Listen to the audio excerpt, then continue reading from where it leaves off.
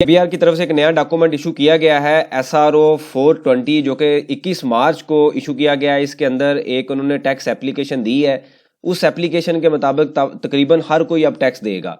कोई स्टोर है, ऑफिस है, वेयर हाउस है या इस तरह का कोई भी जगह है जिसके अंदर कोई बिजनेस परफॉर्म हो रहा है, सारे उस पर टैक्स देंगे। क्या इसका कोई तरीका है जिससे हम बच सकते हैं और इसकी क्या डेडलाइन है? आज की इस छोटे से टॉपिक के अंदर हम इसको स्टडी करेंगे। आप देख रहे हैं प्रैक्टिकल लर्निंग उस्मा फ़हीम महबूब। वापस आते हैं टॉपिक के ऊपर। तो एक डॉक्यूमेंट है जो मैंने आपके सामने शो किया, ये अभी की तरफ से इशू किया गया है। इसके अंदर ताजर दोस्त स्कीम के वाले से उन्होंने डिस्कशन की है, कुछ उसके ऊपर एक्सक्लूजन भी है, कुछ डेडलाइन है और किस तरीके से टैक्स को जमा करवाना है। आज के इस छोटे से टॉपिक के अंदर हम इसको डिटेल में स्टडी करेंगे। अगर हम इसको कंक्लूजन देखें इसकी, तो यहाँ पे मैंने ड्रा की है, क्योंकि डॉक्यूमेंट आप पढ़ लीजिए। इस डॉक्यूमेंट के अंदर काफ़ी पेज है और काफ़ी डिफरेंट तरीके से बताया भी गया है। लेकिन अगर हम इसकी कंक्लूजन देखें तो सबसे पहले ये पॉइंट आता है कि ये अप्लाई किस पे होता है। तो जितने भी सिविल और कंटोनमेंट में जितने भी कोई शॉप है, कोई स्टोर है, कोई ऑफिस है, कोई वेयर हाउस है या इस तरह की कोई भी प्लेस है जहाँ बिजनेस परफॉर्म हो रहा है, वो सारे के सारे ये एप्लीकेशन इंस्टॉल करेंगे, अपनी शॉप का एड्रेस मेंशन करेंगे, पिक्चर लेंगे, यूटिलिटी जो उनके पास इलेक्ट्रिसिटी का बिल इलेक्ट्रिसिटी मीटर इंस्टॉल्ड है उसकी पिक्चर लेंगे और वो जो ताजर दोस्त टैक्स एप्लीकेशन होगी उसमें वो अपलोड करेंगे। उसके बाद कहता है कि ये सिविल और कंटोनमेंट में जितनी भी ये सारी चीज़ें ऊपर हमने डिस्कस की हैं, ये चाहे सिविल में हो, कंटोनमेंट में हो, सब पे अप्लाई होगा। फिर आता है कि ये किस पे अप्लाई नहीं होगा, कोई भी ऐसा बिजनेस जो कि PVT as a PVT company registered है, उसके अलावा कोई ऐसी प्रोडक्ट है जो आप नेशनल या मल्टीनेशनल प्रोडक्ट सेल कर रहे हैं, मतलब कोई भी आपके पास डिस्ट्रीब्यूटर है, कोई आप रिटेलर हैं, किसी भी ऐसी प्रोडक्ट का आपके ऊपर अप्लाई नहीं होगा। या इसके अलावा कोई ऐसी लिस्ट है जो बाद में इशू की जाएगी जो कि उसमें शामिल नहीं होंगे। क्वाइट पॉसिबल के बाद में इसके उधर फर्दर रूल्स आए जिसके अंदर कह दिया जाए कि ये जो रूल है टैक्स एप्लीकेशन है इन कैटेगरी वाले लोगों ने इंस्टॉल नहीं करनी। उसके बाद आता है कि इसकी जो रजिस्ट्रेशन है वो 1 अप्रैल से स्टार्ट हो रही है। 1 अप्रैल से आपने एप्लीकेशन इंस्टॉल करनी है। इसके ऊपर रूल्स आएंगे, उस एप्लीकेशन के ऊपर लिखा जाएगा, एक स्नैपशॉट्स होंगे और उसके बाद हम एप्लीकेशन के अंदर जो चीज़ें हैं वो फिल करेंगे और 1 अप्रैल से इसका जो प्रोसेस है वो स्टार्ट हो जाएगा। फिर आता है कि जी अगर आपने ये सारा काम कर लिया और उसके बाद बल्कि एंड पे ये पढ़ लेंगे 1 अप्रैल से रजिस्ट्रेशन स्टार्ट होगी और 30 अप्रैल तक ये रजिस्ट्रेशन आपने करनी है। अगर तब तक आप नहीं करेंगे तो आपको कमिश्नर जो है वो फोर्सफुली रजिस्टर्ड करेगा अगर आप इस कैटेगरी में आ गए तो उसके बाद ऑब्वियसली आपने टैक्स भी देना है। फिर आता है कि आपने जब रजिस्टर्ड होना है तो हर साल फिर आपने टैक्स रिटर्न भी फाइल करनी है। अगर आपका प्रॉफिट ज़्यादा होगा तो सेक्शन 4C आपके ऊपर एप्लीकेबल है, सुपर टैक्स वाला।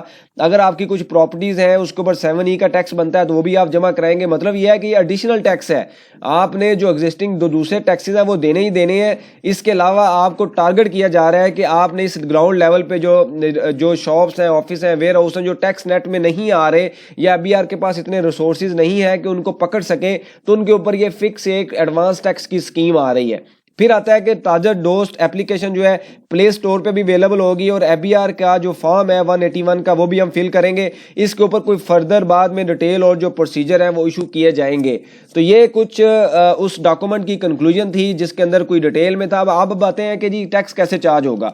टैक्स चार्ज के लिए उन्होंने ये कहा है कि 1 जुलाई से 2024 से ये फुल इम्प्लीमेंट होगा। हर महीने की 15 तारीख को आपने टैक्स देना है। रेट क्या होगा वो बाद में एबीआर बताएगा। जब ये कैटेगरी या डाटा उनके पास आएगा तो हो सकता है कि वो रेट कैटेगरी के मुताबिक, साइज के मुताबिक प्लस माइनस हो। अगर कोई भी ऐसा बिजनेस जिस पे कोई भी इस कैटेगरी में नहीं आता, फिर भी उन्होंने 1200 पर एनम पे करना ही है। मतलब 1200 रुपया फिक्स एक होगा, लेकिन इससे ज्यादा तो होगा। ये मिनिमम है, बिल्कुल मिनिमम है। मतलब वो शॉप जो बिल्कुल एक कॉर्नर पे है, किसी भी एक मोहल्ले में शॉप है, उसने भी 1200 रुपया टैक्स देना है। अब याद रखें ये जो टैक्स होगा, ये इलेक्ट्रिसिटी के अंदर जो टैक्स चार्ज हो रहा है उसके एडिशनल होगा, ये वो वाला नहीं है। वो तो हमने देना ही देना है। ये एडिशनल कुछ टैक्स होगा जो कि टारगेट किया जा रहा है बिल्कुल ग्राउंड लेवल पे, प्रैक्टिकल ग्राउंड लेवल पे, कि टैक्स की कलेक्शन को बेहतर किया जाए। फिर आता है पॉइंट के जी अगर उन्होंने फर्दर ये कह दिया है कि अगर आप 25% तक आपको रिलीफ मिल सकता है, आपका टैक्स कम हो सकता है कि अगर आप ड्यू डेट के अंदर जो सारा टैक्सेस है वो जमा करवाएंगे।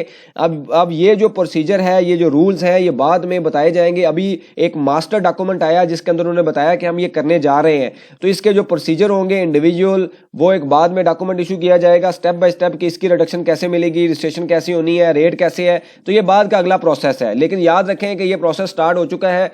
आपको हो सकता है कि आपके इंडिविजुअल मोबाइल पे या आरएस पे ईमेल पे मैसेज भी आए, तो आप अपने आरएस को देखते रहें, मैसेज को भी देखते रहें। और ये भी कहा गया है कि एबीआर ने एक टास्क फोर्स बनाई है जो डोर टू डोर या रिटेल शॉप टू शॉप जाके एक नोटिस इशू करेंगे। उसके बाद आपने उसकी एप्लीकेशन फाइल करनी है, रजिस्ट्रेशन होना है। तो ये कुछ अपडेट्स थी, इससे अपडेट रहें। इससे रेलिवेंट कोई रूल्स आता है, प्रोसीजर आता है तो आपको अपडेट किया जाएगा, ताकि जो मैक्सिमम कंप्लाइंस आप पूरी कर सकें। कोई सजेशन हो, क्वेश्चन हो, आप मेंशन कीजिए, इसके ऊपर हम डिस्कशन करेंगे ताकि जो लर्निंग का प्रोसेस है कंटिन्यू रहे। थैंक यू वेरी मच, जज़ाकल्लाह।